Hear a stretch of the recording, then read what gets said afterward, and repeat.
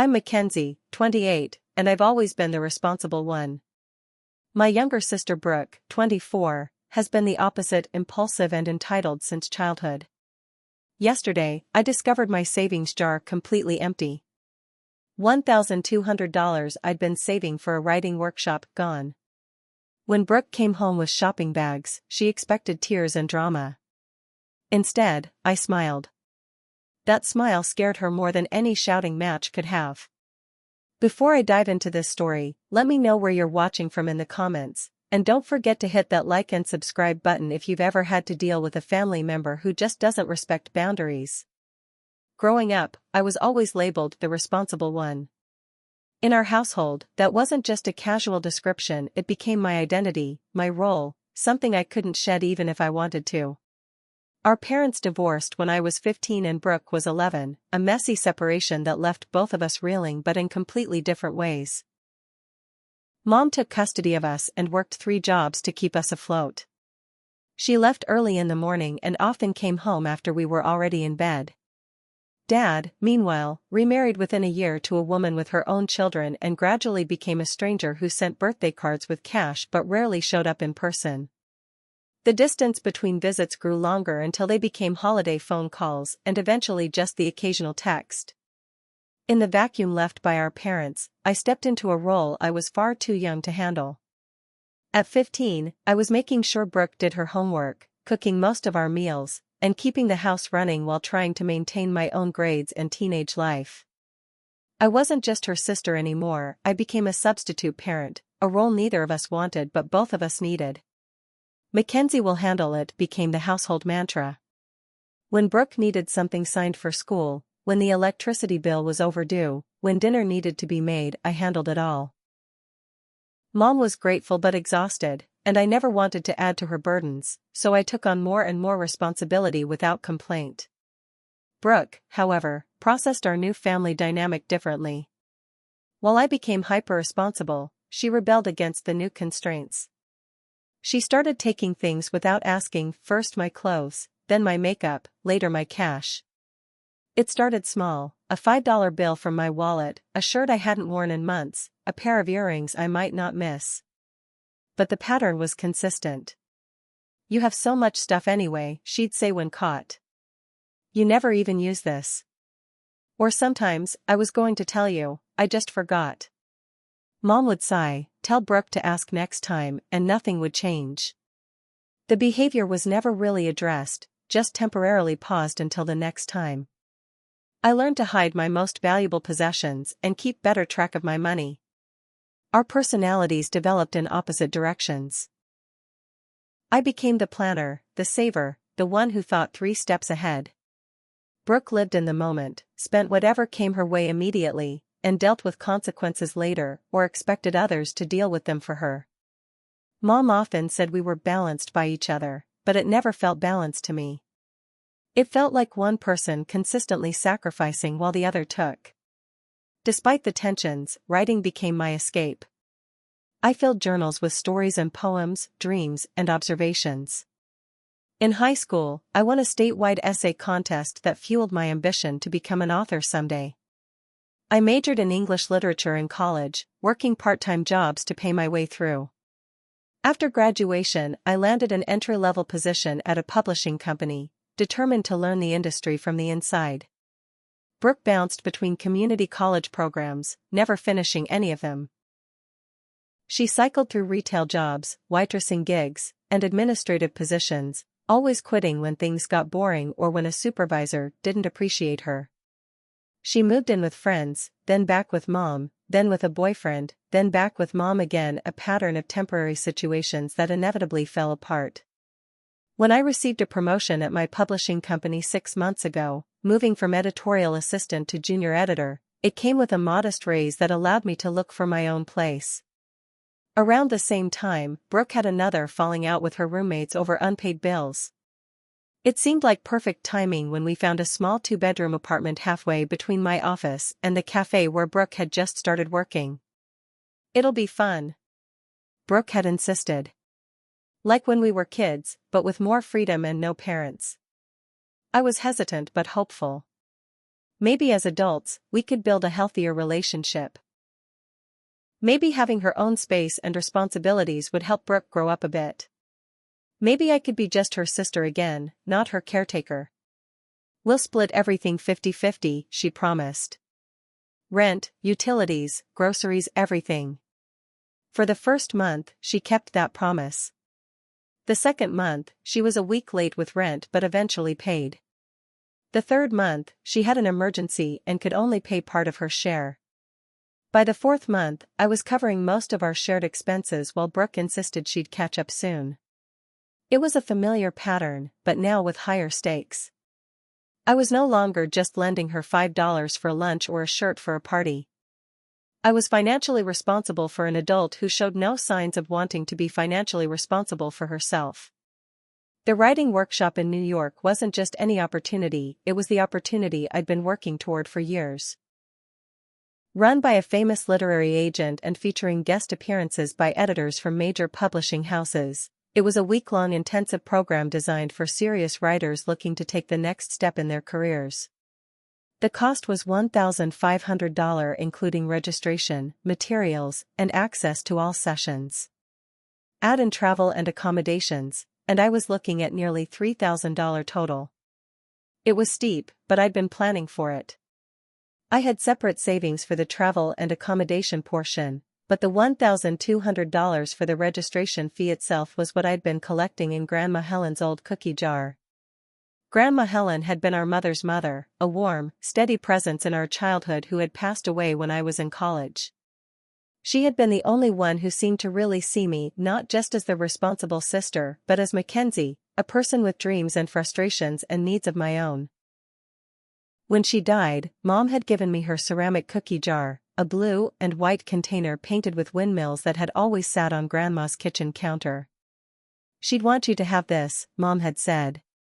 "You were always her special girl." I'd decided to use it not for cookies but for dreams. Every extra bit of money I earned from freelance editing jobs went into that jar. For 8 months, I'd been picking up additional projects on weekends and evenings. A manuscript evaluation here, a developmental edit there, copy edits whenever I could get them. The work was demanding on top of my regular job, but I could see the jar filling up, dollar by dollar, bringing me closer to New York. I'd applied to the workshop the previous year and been rejected. This year, my application had included a sample of my current novel in progress, and to my shock and delight, I'd received an acceptance email 2 weeks earlier. "Your writing shows exceptional promise," the program director had written. "We believe you would benefit greatly from the intensive mentorship this workshop provides." The deadline for sending in the registration payment was rapidly approaching, just 2 weeks away. I'd planned to mail the check that weekend after counting out the exact amount from my jar. I was so close to having the full $1,200, just about $50 short, which my next paycheck would cover. That Friday, I'd planned a special dinner with Brooke to share my exciting news. I'd stopped at the grocery store on the way home to pick up ingredients for pasta carbonara, Brooke's favorite, along with a bottle of sparkling cider to celebrate. Before starting dinner, I went to my bedroom to check the jar, thinking I might count it again just for the satisfaction of seeing how close I was to my goal. The jar sat in its usual spot on the top shelf of my closet. It looked the same as always, the blue and white ceramic catching the afternoon light from my bedroom window. But when I lifted it down, the weight was wrong. Too light. Much too light. My heart began to race as I removed the lid. Empty. Completely empty. Not a single dollar remained inside. I stared in disbelief, tipping the jar upside down as if the money might be stuck to the bottom. Nothing fell out. I looked back at the shelf, thinking perhaps I'd moved the money somewhere else and forgotten. I checked under my bed, in my dresser drawers, in my desk. Nothing. With shaking hands, I pulled out my phone and texted Brooke. "Did you take money from my room? From Grandma's cookie jar?" No response. "Brooke, this is serious. There was $1,200 in there. I need to know where it is." "Nothing. Please call me as soon as you get this." I sat on the edge of my bed, still holding the empty jar, staring at my phone. The special dinner ingredients sat forgotten in grocery bags on the kitchen counter as I waited for a response that didn't come. Brooke didn't return home until after 10 p.m. I heard her key in the lock and looked up from where I'd been sitting on the couch, staring at a book I wasn't really reading. She pushed through the door, laughing at something on her phone, several shopping bags dangling from her arms. She wore a new outfit I'd never seen before, a trendy jumpsuit with an expensive-looking leather jacket over it. When she saw me sitting there, her smile faltered slightly, but she recovered quickly. "Hey, what's up? I thought you'd be in bed by now. You're always so early to sleep on Fridays." She dropped her bags by the door and slipped off her shoes. I didn't move from the couch. "Did you get my texts?" "Oh, I saw you texted, but my phone was dying so I couldn't really check." "What's going on?" She moved toward the kitchen, casual, as if it were any other night. "I think you know what's going on," I said, my voice steadier than I expected. "The money in Grandma's cookie jar is gone. All of it." Brooke paused with her hand on the refrigerator door. She didn't turn around. "Oh. That. Yes. That." I waited, watching her shoulders tense slightly. She turned around slowly, leaning against the counter with forced nonchalance. "I was going to tell you about that. I just needed it for something important." "Something important," I repeated. "Like what?" She gestured vaguely at the shopping bags by the door. "I had job interviews lined up. I needed some new professional clothes. You know how it is, you have to dress for the job you want, not the job you have." "You spent $1,200 on clothes?" I could feel heat rising in my face, my hands curling into fists in my lap. "Well, not just clothes. There were shoes, and a new bag, and—" She trailed off, seeming to realize this wasn't helping her case. "Look, I know I should have asked. But you always have savings. You're always so good with money. I figured you wouldn't miss it right away, and I'm going to pay you back." "When?" I asked. "When exactly were you planning to pay me back $1,200? "Soon. As soon as I get one of these new jobs. They all pay way better than the cafe, and then I'll be able to catch up on everything." She took a step toward me, her expression shifting to the puppy dog eyes that had gotten her out of trouble so many times before. "I'm really sorry, Mac. I know it was wrong to take it without asking. I just got desperate." I stared at her, this person I'd known all her life, my sister, my blood, and felt like I was looking at a stranger. That money wasn't just savings, Brooke. It was for the writing workshop in New York. The one I'd been talking about for over a year. The registration deadline is in 2 weeks. Her face fell slightly. "Oh. I didn't know that's what it was for." "You didn't ask. You just took it." I stood up now, needing to move, to do something with the energy building inside me. "You never ask. You just take and expect everyone to understand and forgive you." I said I was sorry. Brooke's voice rose defensively. "What more do you want?" "I'll pay you back." "When? How? With what money?" I asked, gesturing around our apartment that I was essentially paying for on my own. "You can't even cover your half of the rent most months." "That's not fair," she protested. "I've had bad luck lately. The cafe cut my hours, and before that, my manager at the boutique had it out for me. It's not my fault. It was always someone else's fault. Always some circumstance beyond her control. Never a consequence of her own choices." I thought back to when we were kids, Brooke taking my favorite sweater without asking and returning it with a stain. Brooke borrowing $20 from my wallet to go to the movies with friends. Brooke using my laptop and spilling soda on the keyboard. Each time, there was an apology, a promise it wouldn't happen again, and then, inevitably, a repeat of the same behavior. "You know what? It doesn't matter," I said finally, my voice oddly calm. "It really doesn't matter anymore. Brooke looked confused by my reaction. She had expected tears, shouting, drama, and then forgiveness, as always. My calmness seemed to unsettle her more than anger would have. What do you mean it doesn't matter? Of course it matters. I took your money. Aren't you mad? She asked, taking another step toward me.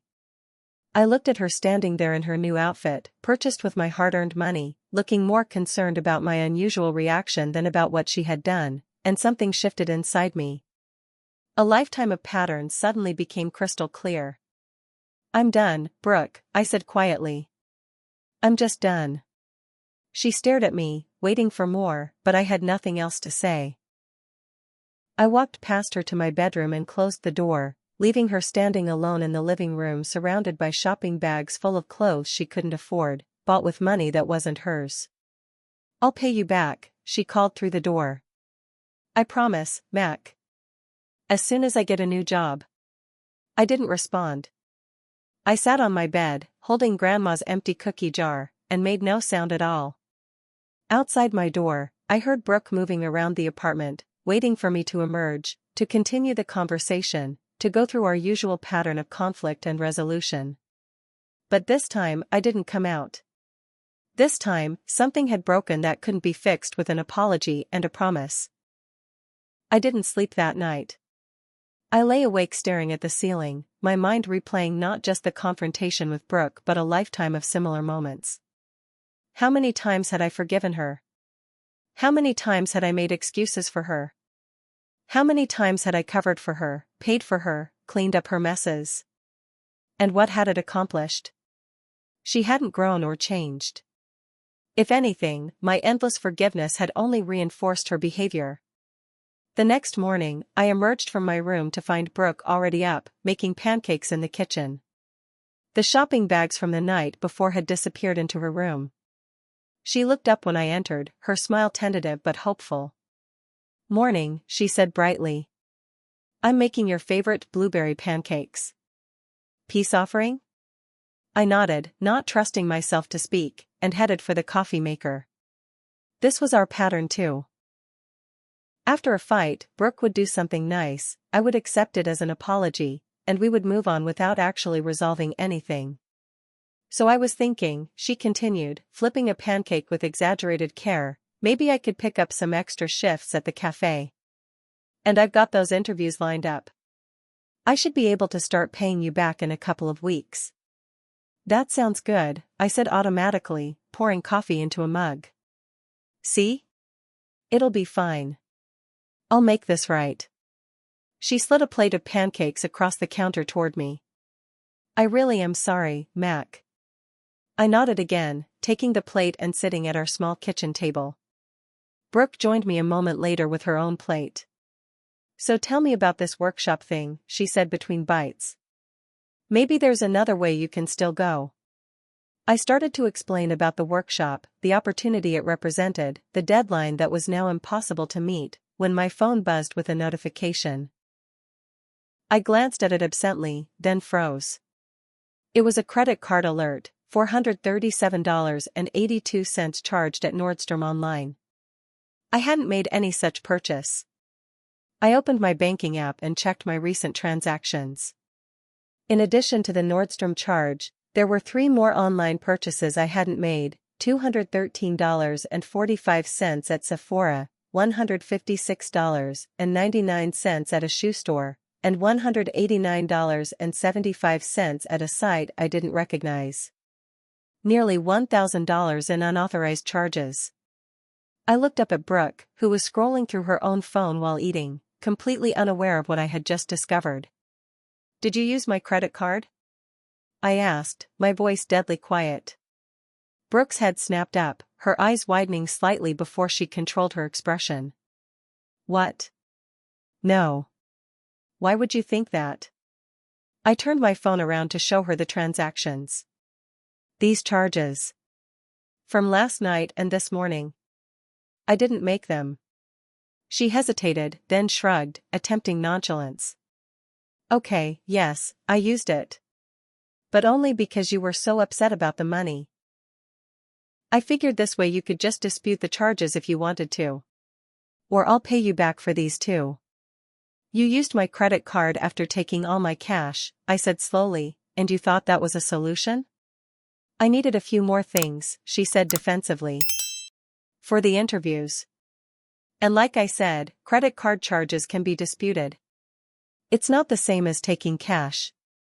I stared at her, utterly speechless. In her mind, this made perfect sense. She had found a way to keep taking what she wanted without consequences. This is stealing, Brooke, I finally managed to say. You stole from me. Twice. Don't be so dramatic, she scoffed, rolling her eyes. Sisters share things. It's not stealing. We don't share my credit card. We never agreed to that.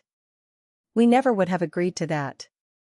You've always been like this, she said, her voice rising. So perfect. So responsible. The sister who can do no wrong. Mom's favorite. Grandma's special girl. This isn't about favorites. I shouted, finally losing my composure. This is about respect. About boundaries. About basic human decency. Oh please, Brooke sneered. You love it, don't you? You love being the perfect one, the one who always has to rescue poor, irresponsible Brooke. It makes you feel so superior. Superior? I echoed in disbelief. Is that what you think? That I enjoy cleaning up your messes? That I like having to worry about whether the rent will be paid or if my savings will disappear? You've never had to struggle like I have, she shot back. Everything comes so easily for you. The good grades, the steady job, the promotions. You have no idea what it's like to be me. You're right, I said, suddenly exhausted. I have no idea what it's like to be someone who takes zero responsibility for their own life. Who blames everyone else for their problems? Who steals from the people who love them? Brooke stood up so abruptly her chair fell backward with a crash. I don't have to listen to this. You think you're so much better than me? Fine. Be better. Be perfect. Be alone. She stormed to her room, emerging moments later with her purse and jacket. Don't wait up, she spat, heading for the door. Brooke, I called after her, we need to talk about this. About the money, the credit card, all of it. Talk to yourself, she replied, wrenching open the door. You're so good at everything else, you can be good at that too. The door slammed behind her with a finality that echoed through our small apartment. I sat alone at the table, the half-eaten pancakes growing cold, and felt something inside me give way. Tears I had been holding back finally spilled over, not just for the lost money or the workshop opportunity, but for the relationship I had tried so hard to save that maybe wasn't worth saving in its current form. My phone rang, startling me out of my thoughts. It was the workshop coordinator, calling to confirm my registration payment.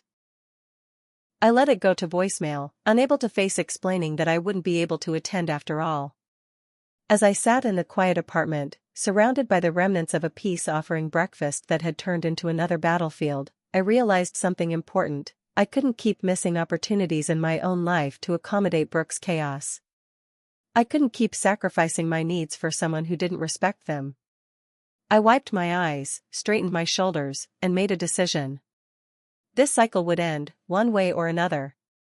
I would find a way to attend that workshop, and I would find a way to break free from this destructive pattern with my sister. For the first time in our relationship, I chose myself. Over the next few days, I developed a plan. It wasn't born of revenge or anger, though those emotions certainly flickered through me at times. It was a plan born of necessity, of self-preservation, of finally acknowledging that I couldn't change Brooke.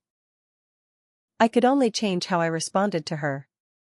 First, I visited my bank. I reported the unauthorized credit card charges and had the card canceled and replaced. The customer service representative was sympathetic but direct.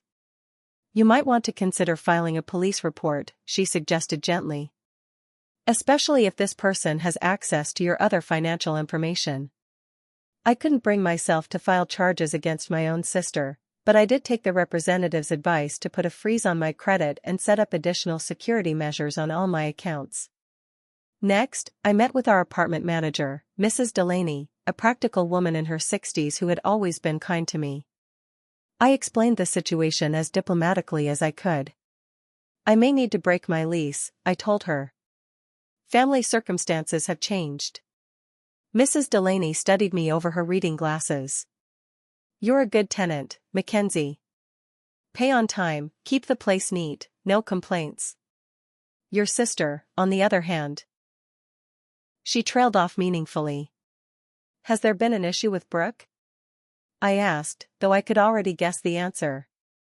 Let's just say she's been seen coming home at all hours, bringing people back to the apartment when you're not there. She hesitated, then added, there have been noise complaints. Of course there had. Another mess I hadn't known about. I don't want to break your lease, Mrs. Delaney continued. But I might be able to transfer you to a studio that's opening up next month. It's smaller, but it's also less expensive. And it would just be you on the lease.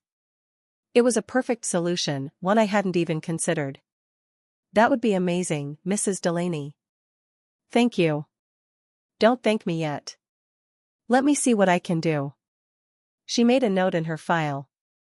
Family's important, dear, but so are boundaries.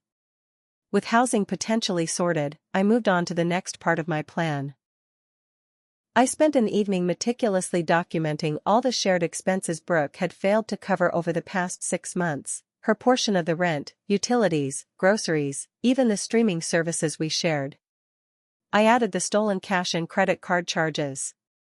The total was staggering, over $5,000.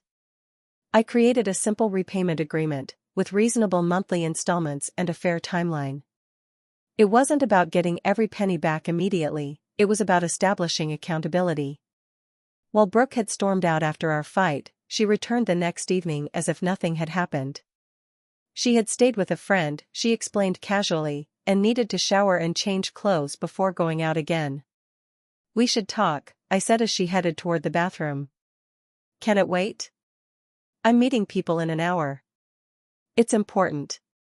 She sighed dramatically. Fine. After my shower. I waited on the couch, the documents spread out on the coffee table before me. When Brooke emerged from the bathroom wrapped in a towel, she glanced at the papers with suspicion. What's all this? Get dressed, I said calmly. Then we'll talk. She disappeared into her room, returning 10 minutes later in a new outfit that I suspected had been purchased with my money. She perched on the edge of the armchair, clearly planning a quick escape. So? What's so important? I should have been nervous, angry, emotional, and part of me was. But mostly, I felt strangely calm, like I had finally found clarity after years of fog. I've made some decisions, I began. About our living situation, about the money you took, about our relationship moving forward. Brooke's posture stiffened. What's that supposed to mean? It means things can't continue as they have been. I gestured to the papers on the table.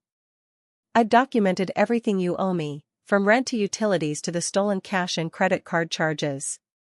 I've drawn up a repayment plan that I think is fair. She glanced at the papers without touching them. Are you serious right now? You're treating me like some kind of criminal. I'm treating you like an adult who needs to take responsibility for her actions, I corrected her. You stole from me, Brooke. Twice. That's not something I can just ignore anymore. So what, I'm supposed to sign some payment plan like we're strangers? We're sisters. Yes, we are. And that's why I'm giving you this option instead of taking more serious steps. What's that supposed to mean? She demanded, her voice rising. It means I could have filed a police report for theft and credit card fraud. I could have pursued this legally. I'm choosing not to because you're my sister and I love you. But love doesn't mean allowing someone to take advantage of you. Brooke stared at me, seeming genuinely shocked that I would even consider such measures. Then her expression hardened. You wouldn't dare. I hope I never have to find out, I replied evenly. But I'm not bluffing, Brooke. This ends now, one way or another. She stood up abruptly. I don't have to listen to this. You can't make me sign anything. You're right. I can't make you. But your choices have consequences, and it's time you faced them. Whatever, she scoffed, grabbing her purse. I'm going out. As she headed for the door, I called after her, I'm moving out next month. Mrs. Delaney is transferring me to a studio apartment. That stopped her. She turned slowly. What? You can't do that. What about our lease? What about me? The lease will need to be renegotiated. You'll have to qualify for this apartment on your own income, or find somewhere else to live. You're throwing me out? Her voice rose in disbelief. Your own sister? I'm setting boundaries, I corrected her. Something I should have done a long time ago. Brooke stared at me, waiting for me to back down, to soften, to offer reassurance as I always had before. When none came, her expression shifted from shock to anger. You'll regret this, she warned.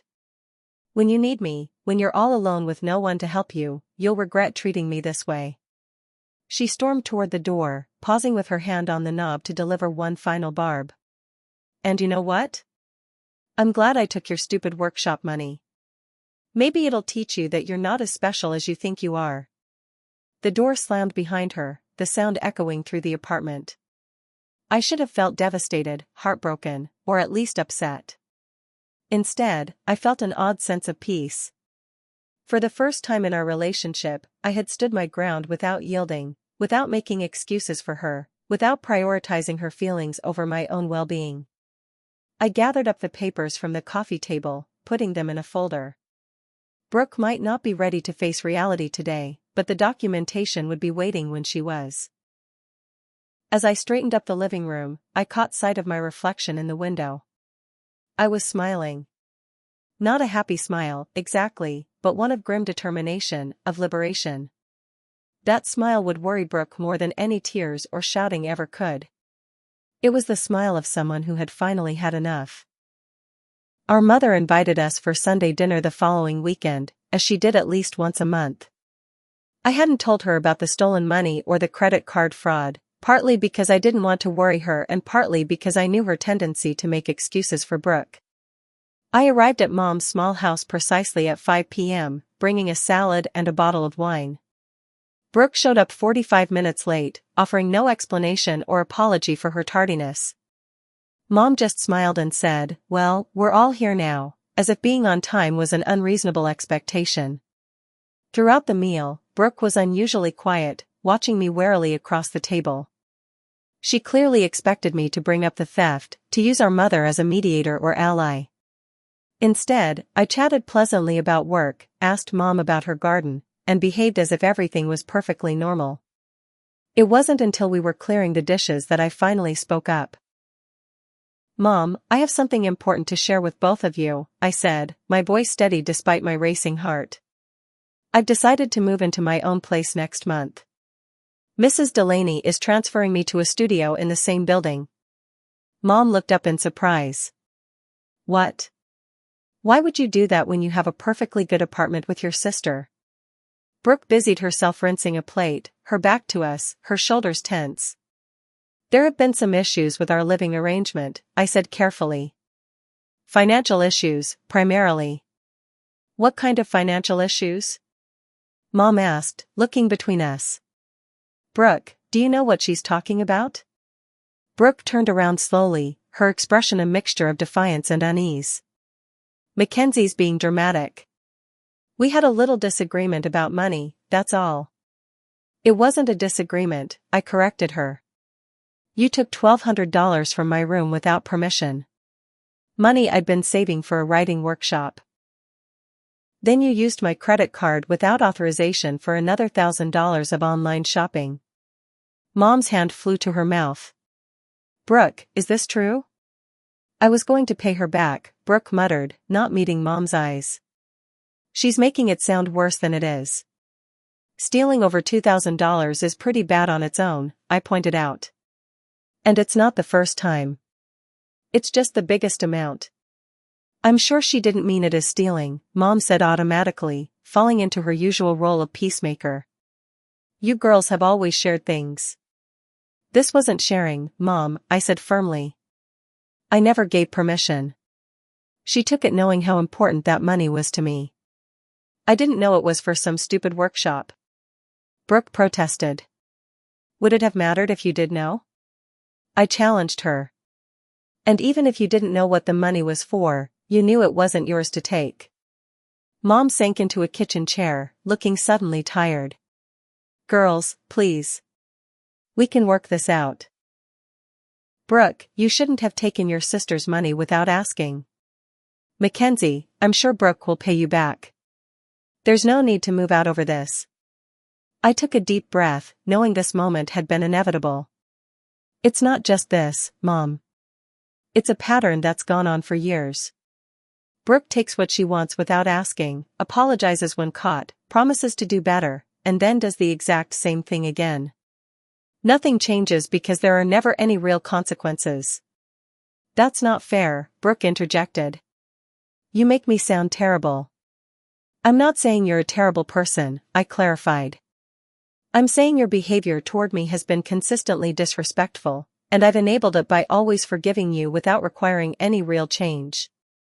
I reached into my purse and pulled out the folder containing my documentation of everything Brooke owed me. I placed it on the table. I'd put together a record of all the money Brooke owes me, including her share of rent and utilities that I've been covering, plus the stolen cash and credit card charges. I've also drafted a reasonable repayment plan. Mom stared at the folder as if it might bite her. Mackenzie, is this really necessary? We're family. Yes, Mom, it is necessary. Being family doesn't mean I should let Brooke steal from me. It wasn't stealing. Brooke insisted again. And I don't have that kind of money to pay you back right now anyway.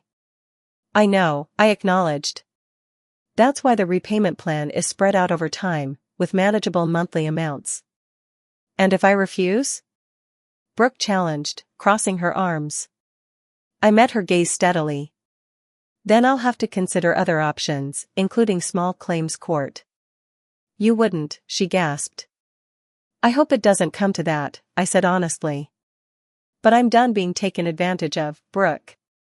This ends now. Mom looked stricken. Mackenzie, surely there's another way to handle this. I could loan you the money for your workshop.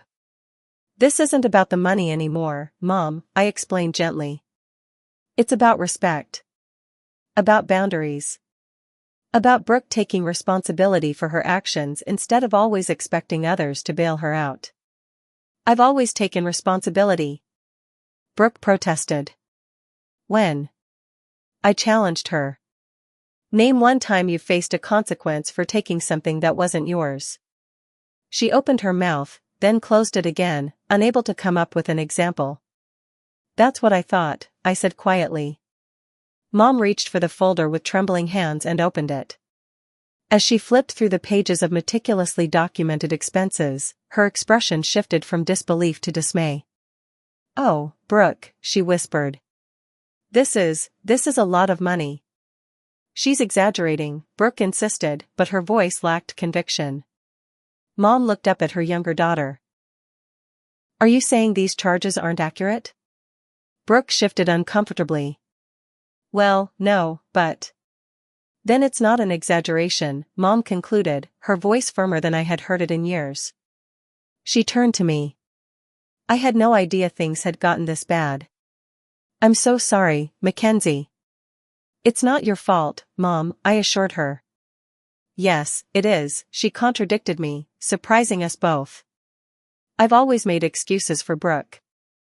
I've always expected you to be the responsible one, to take care of things, to be the bigger person. That wasn't fair to you, and it didn't help Brooke either. Tears welled in Brooke's eyes, whether from genuine remorse or from realizing she was losing her strongest ally, I couldn't tell. So you're taking her side now? Both of you against me, as usual? This isn't about sides, Mom said firmly. This is about right and wrong. Taking your sister's money without permission was wrong, Brooke. Using her credit card without authorization was wrong. Not paying your share of expenses when you agreed to was wrong. Brooke's tears spilled over. I know, okay? I know it was wrong. But I don't know how to fix it. I don't have the money. You start by signing the repayment agreement, I said, softening my tone slightly. And by finding a more reliable job. And by getting help to understand why you keep doing these things. What, like therapy? Brooke scoffed through her tears. I'm not crazy. Therapy isn't just for crazy people, Mom interjected. It's for anyone who wants to understand themselves better and make positive changes. I think it's a good idea. For both of you, actually. I hadn't expected that twist, but I nodded slowly. I'm open to that. Brooke looked between us, seemingly realizing for the first time that this wasn't going to blow over like all our previous conflicts. So what happens now? Now, we clear the table and have dessert, Mom said practically. And then you take that folder home and read it carefully. And then you make a decision about what kind of relationship you want to have with your sister moving forward. 2 weeks later, I moved into my new studio apartment. It was small but bright, with a window seat perfect for reading and a kitchenette just big enough for my needs. Most importantly, it was mine alone. My sanctuary. Brooke had found a roommate through a coworker and moved into a new apartment across town. She had signed the repayment agreement after several days of sulking and one final attempt to guilt me into forgiving the debt entirely. When that failed, she had grudgingly accepted the terms, making her first small payment the day I moved out. Meanwhile, something unexpected had happened. The workshop coordinator had called again about my registration, and I had explained my situation honestly, not expecting any accommodation. To my surprise, she had offered me a partial scholarship that reduced the fee to $700, still a stretch, but manageable with my next paycheck and a small loan from Mom that I insisted on documenting as carefully as Brooke's debt. We were very impressed with your writing sample, the coordinator explained. We'd hate to lose you over financial constraints. So in mid-April, I found myself in New York, surrounded by serious writers, accomplished editors, and one famous literary agent who took a particular interest in my novel in progress. The workshop was everything I had hoped for and more: challenging, enlightening, and potentially career-changing. On the last day, the agent pulled me aside. I'd like to see the full manuscript when it's ready, she said, handing me her card. You have a unique voice, Mackenzie. Don't let anything hold you back. I thought about Brooke, about our mother, about the tangled web of family dynamics that had nearly kept me from this moment. I won't, I promised. Not anymore. 3 months after moving into my studio apartment, I received an envelope in the mail with no return address. Inside was a check for $150 and a note in Brooke's handwriting, payment number 3. Sorry it's late. It was 2 weeks overdue according to our agreement, but it was something. She had made the first payment on time, missed the second entirely, and now this. Not perfect, but progress. We hadn't spoken much since moving apart. A few text messages, a brief and awkward encounter at Mom's house during a weekend visit. The space between us was necessary, I knew, but also painful in its own way. She was still my sister, still the little girl I had helped raise, still someone I loved despite everything. What surprised me most during those months of separation was how much I flourished on my own. My apartment became a haven for creativity. I wrote more in those 3 months than I had in the previous year. I started a writing group that met weekly in the building's common room. I even began dating again, something I'd put on hold while dealing with the chaos of living with Brooke. Mom called every Sunday, and I could tell from her measured updates that Brooke was struggling but making efforts. She had started seeing a therapist, somewhat reluctantly at first, but apparently sticking with it. She had found a more stable job at an insurance office with regular hours and benefits. She was learning to cook simple meals instead of eating out constantly. She asks about you, Mom mentioned during one call. I think she misses you. I miss her too, I admitted. The sister she can be when she's not taking advantage of me. She's working on that, Mom assured me. The therapist has her looking at patterns in her behavior, trying to understand why she does what she does. That's good, I said sincerely. I want her to be well, Mom. I just couldn't keep sacrificing my own well-being to protect her from consequences. I know, sweetheart. I'm sorry I expected that from you for so long. One sunny Saturday in July, I received a text from Brooke, "Coffee tomorrow?" My treat. For real. We met at a cafe halfway between our apartments. She was already there when I arrived, 2 cups on the table in front of her, her leg jiggling nervously under the table. "I got you a latte," she said as I sat down. "Still your favorite, right?" I nodded, wrapping my hands around the warm cup. "Thanks." An awkward silence fell between us, heavy with unspoken words. "You look good," she finally said. "Happy?" "I am," I replied honestly. "Work is going well. The manuscript is coming along. How are you?" She shrugged. "Okay, I guess. The insurance job is boring but steady. My roommate is nice, cleaner than I am." She attempted a smile. "Turns out I'm the messy one after all." I returned her smile, remembering our childhood arguments about her leaving clothes all over our shared bedroom. "I'm not surprised." Another silence, less awkward this time.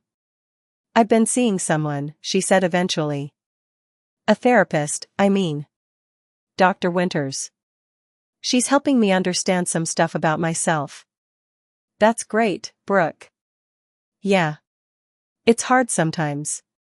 She doesn't let me get away with much." Brooke traced the rim of her cup with one finger. "Kind of like you, actually." I raised an eyebrow. "Is that a compliment?" "Maybe." She took a deep breath. "I've been thinking a lot about what happened. About the money, about everything before that too. Dr. Winters says I have issues with boundaries and entitlement." "That sounds about right," I agreed, trying to keep my tone neutral. "Yeah, well, she's also helping me see why.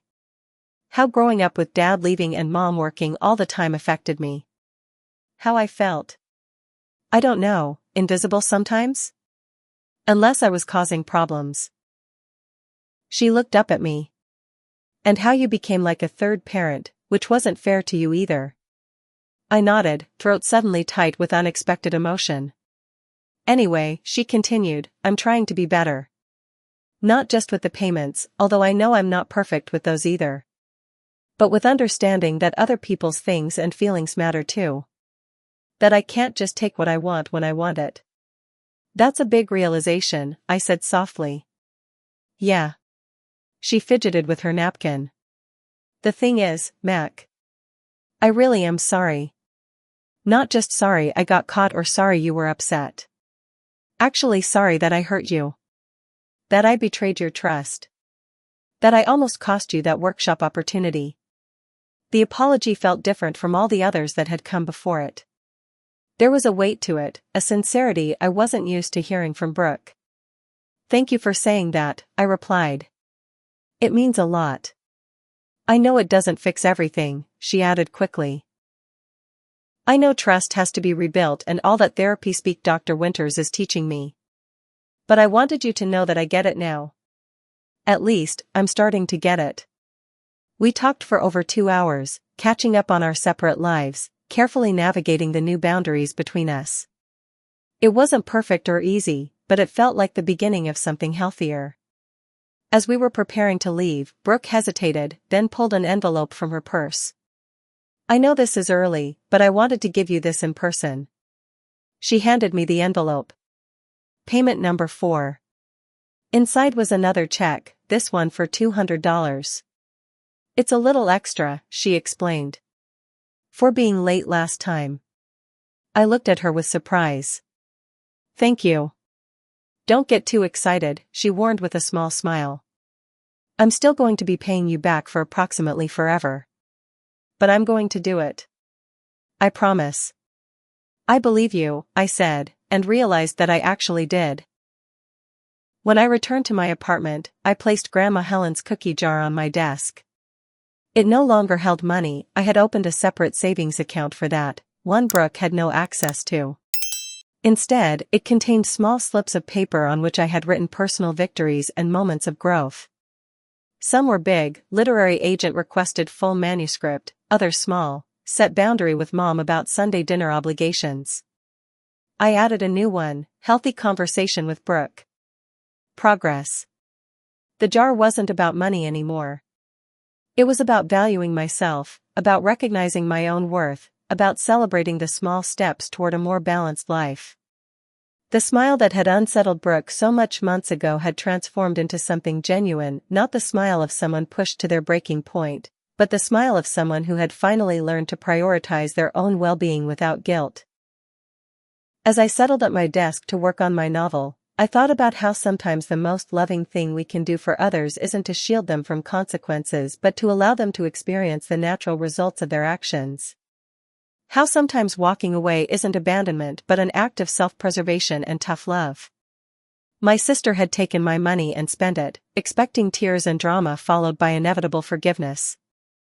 Instead, she got a smile and a lesson that would serve us both far better in the long run. A lesson about respect, about boundaries, about the difference between enabling and truly loving someone. Sometimes the greatest gifts we can give the people we love are the hardest ones. The gift of accountability, of consequences, of the opportunity to become better. What boundaries have you had to set with loved ones? Did it strengthen or weaken your relationship in the long run? Share your experiences in the comments below, and don't forget to like, subscribe, and share if this story resonated with you. Remember, prioritizing your own well-being isn't selfish, it's essential. Thank you for joining me on this journey. And I wish you the courage to smile instead of cry when faced with your own difficult choices.